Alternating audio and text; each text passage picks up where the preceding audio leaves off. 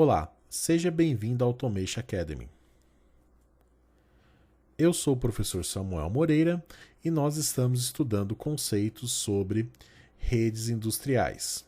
Módulo 1, curso básico de redes industriais. Conteúdo teórico e prático com abordagem das principais redes industriais do mercado. Unidade 1, Introdução às redes industriais. Aula 4.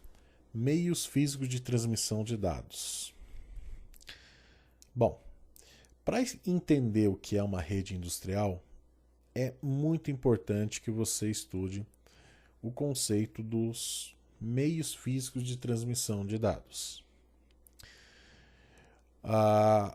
Os meios físicos de transmissão de dados, eles não são exclusivos da automação e também não são exclusivos das redes industriais. Eu tenho meios físicos de transmissão para qualquer tipo de aplicação, seja ela industrial ou seja ela uma aplicação convencional na sua casa, no seu comércio, enfim. Bom, como o nome já diz, meio físico de transmissão é o barramento por onde as informações vão ser trafegadas. Focando um pouco na automação, eu tenho redes que podem trabalhar com os meios físicos, né, em camadas seriais, ou seja, barramentos de comunicação serial, que pode trabalhar aí com o RS-232, o RS-485, o RS-422. Eu tenho o Ethernet. Eu tenho alguns barramentos exclusivos de algumas redes, como o Kenopen, tem um barramento exclusivo dela, né? Eu tenho o IO-Link, que é o barramento exclusivo dele mesmo. Eu tenho o ASI, também tem o seu próprio barramento exclusivo. Tem a rede CAN, que tem o seu próprio barramento exclusivo, e assim por diante.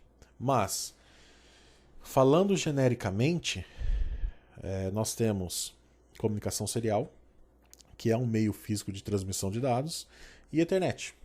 Por que eu quero destacar a comunicação serial e eu também quero destacar Ethernet? Porque eu tenho N protocolos, tá? Eu tenho vários protocolos que trabalham, na verdade, né, com esses meios físicos de transmissão, tá? E a maioria dos protocolos, tirando os dedicados, como a IO-Link, ASI, a rede CAN, Kenopen, os demais protocolos ou vão trafegar em internet ou vão trafegar no 232, 485 ou 422, tá legal? Então vamos lá. Só para fechar essa questão então do meio físico de transmissão, para a gente poder entender um pouquinho do 232, 485, 422 e Ethernet. Meio físico de transmissão ou camadas físicas são os meios pelos quais os dados são transportados de um dispositivo para o outro. Ponto. Eu acho que ficou bem claro aí para você. Se não ficou, vou fazer uma analogia. Como é que você está me entendendo? Bom, você está me entendendo porque você está me ouvindo.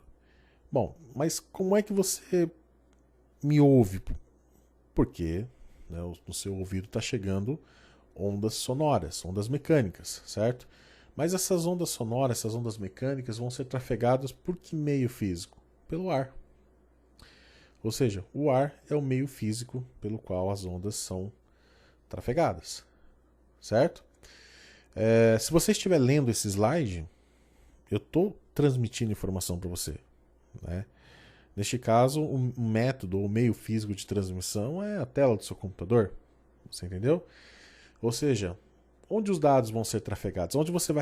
Como você recebe as informações? É através de que barramento? Por onde as informações passam? Tá? Isso é um meio físico de transmissão. Então, por exemplo, você tem uma rede industrial, seja lá, Modbus RTU. Modbus RTU. Eu tenho lá um Modbus RTU entre um PLC 300 e um CFW 500. Tá? O inversor CFW 500 da WEG. Bom, ele trabalha lá com o Modbus RTU. Como que é essa comunicação? Como que é a camada física de transmissão de dados entre esses dois dispositivos? É o RS-485. O que é o RS-485? É um barramento de comunicação serial que tem 3 fios, transmissor, receptor e um comum.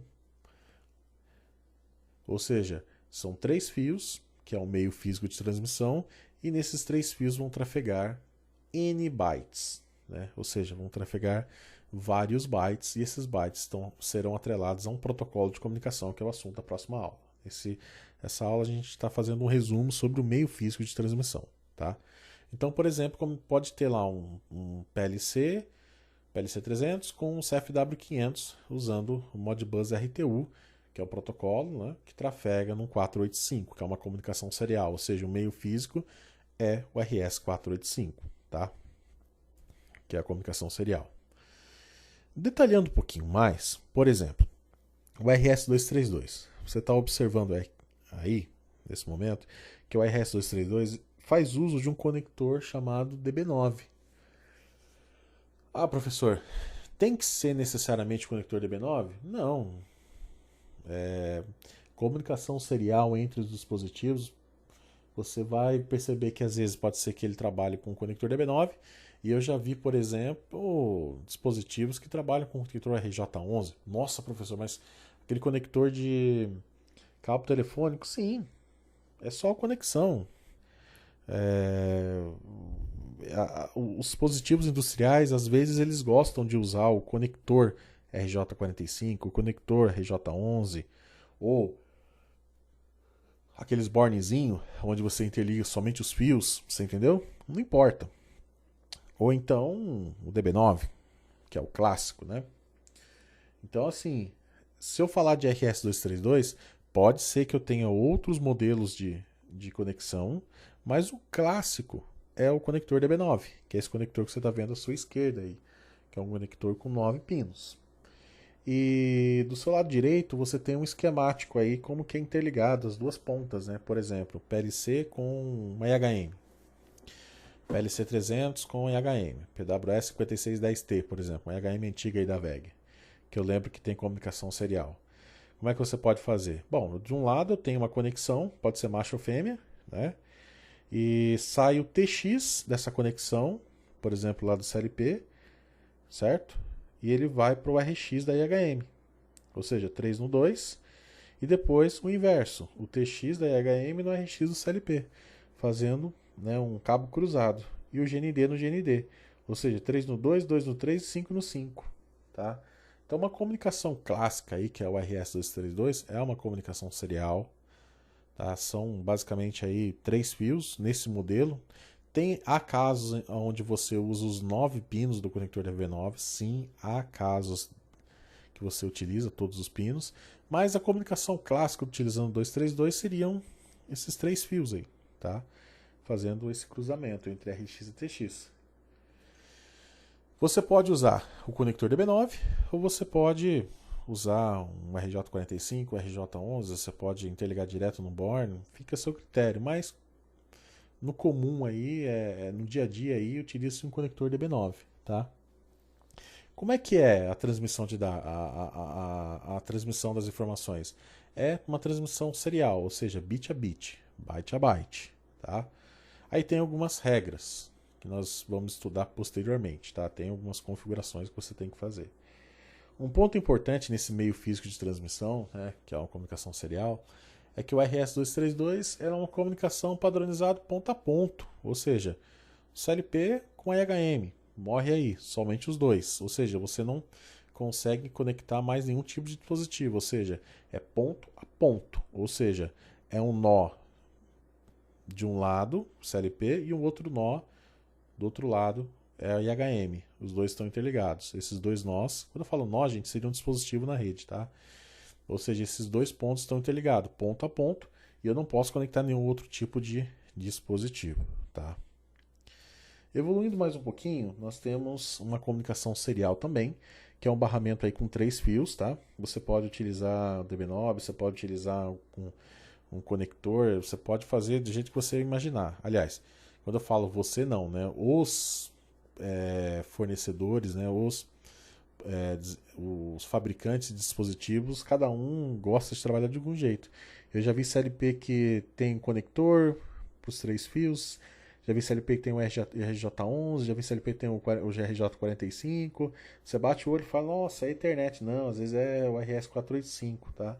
Mas assim, é o fabricante que quis fazer uma conexão, usar a conexão RJ11, RJ45 ou um bournezinho, porque ele quis, ele acha que o produto dele fica melhor usando esse tipo de conexão, mas na verdade ali seria um RS485 ou um RS232, por exemplo, tá? Só está fazendo uso do conector mesmo. Mas assim, tirando essa questão do conector, que não vem ao caso agora, uma comunicação serial, por exemplo, 485, seria 3 fios, transmissor, receptor e GND. O princípio de funcionamento dela é semelhante ao 232, então você transmite byte a byte, bit a bit, tem as suas regras lá, né? Taxa de transmissão, data bit, paridade, etc. Mas não vem ao caso agora, são assuntos que nós vamos estudar posteriormente. Mas entenda que são 3 fios e você conecta os dispositivos em paralelo. Tá vendo que no barramento B, no canal B, que é o transmissor, você tem o device 1, 2 e 3 interconectado em paralelo, e o mesmo equivale para o receptor, que é o data A, tá vendo? Você tem o device 1, 2 e 3 em paralelo, e o GND também está em paralelo.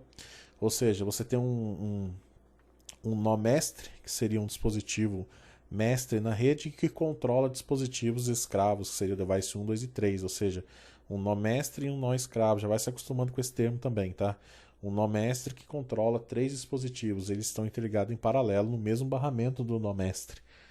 É bem semelhante ao RS232, a diferença é que você pode conectar mais de um dispositivo, não é um barramento cruzado, né?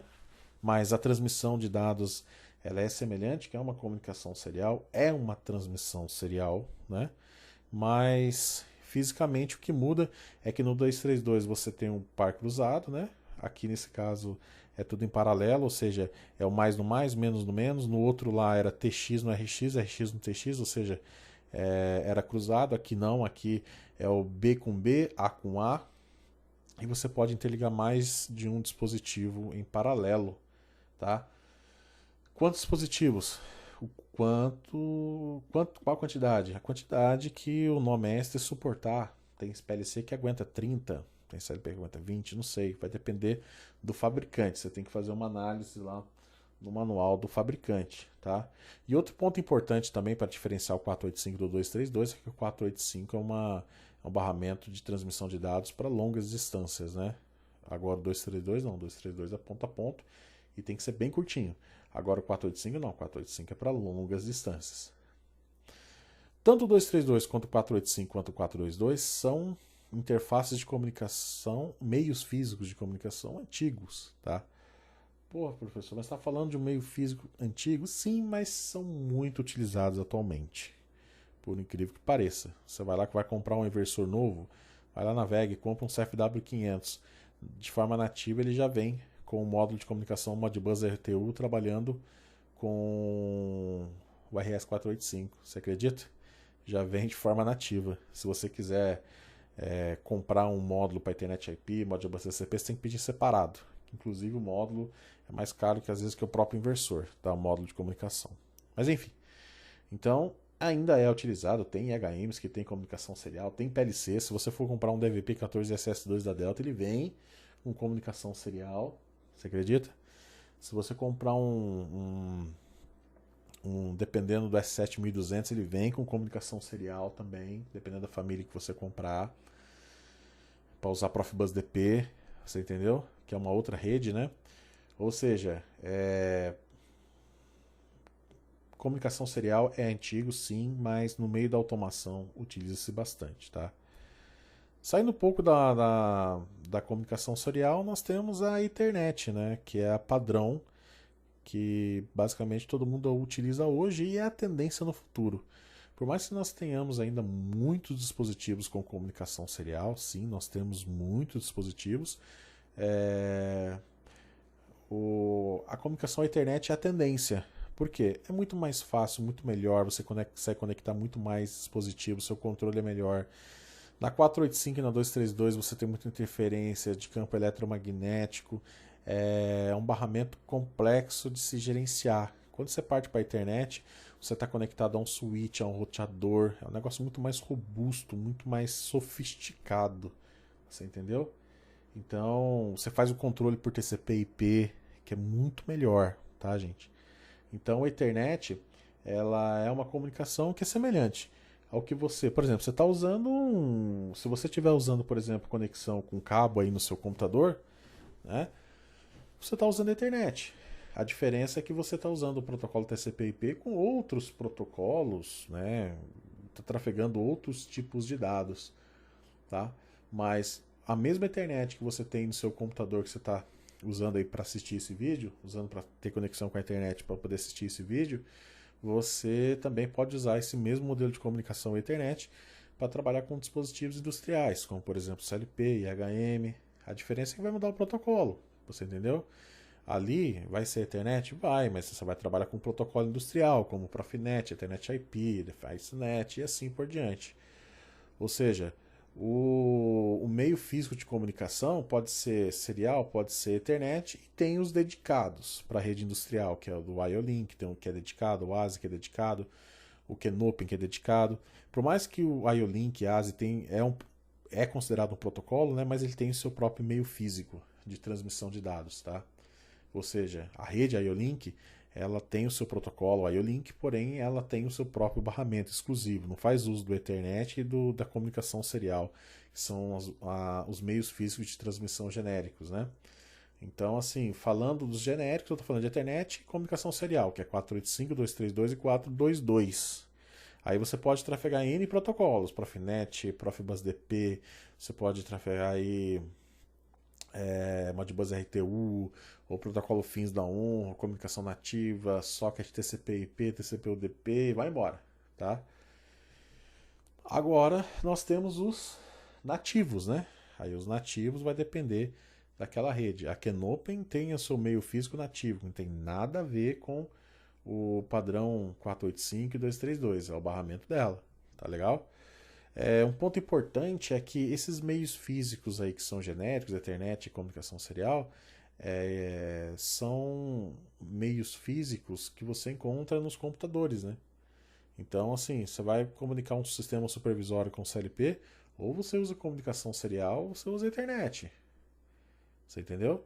Como meio físico. Por quê? O seu computador não vai ter um barramento IO-Link, a não ser que você compre uma placa que faça uma comunicação com a porta PCI do seu computador e traduza as informações. Mas, cara, isso é extremamente difícil de fazer e até de encontrar.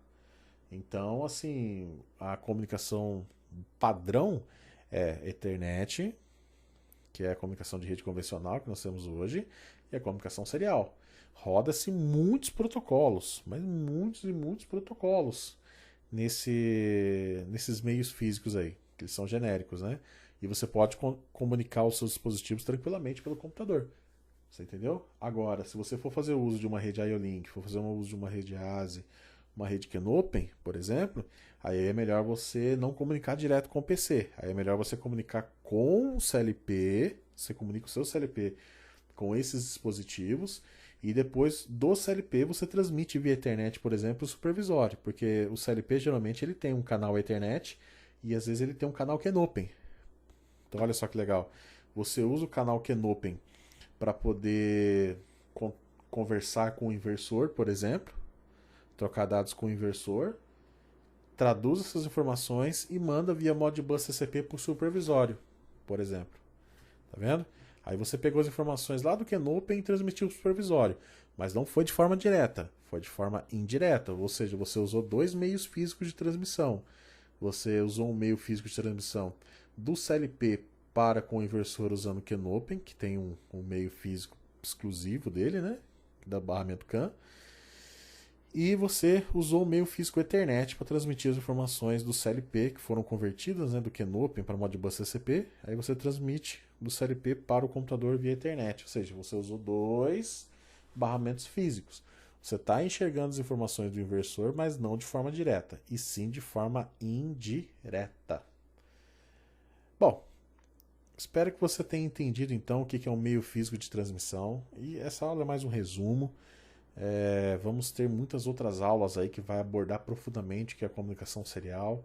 Quando a gente for estudar Modbus RTU, por exemplo, eu vou fazer exemplos práticos aqui com vocês usando CLPs de verdade, tá? E vou fazer também o uso de simuladores também, para que você possa treinar aí na sua casa. E você vai entender bem o que é a comunicação serial. É antigo, sim, mas é muito usual ainda, tá? Ah, mas o seu curso, professor, é um curso atual falando de coisa antiga. Com certeza. Com certeza. Se é usual na automação, eu tenho que abordar aqui com você, tá bom? É isso aí. Até a próxima aula.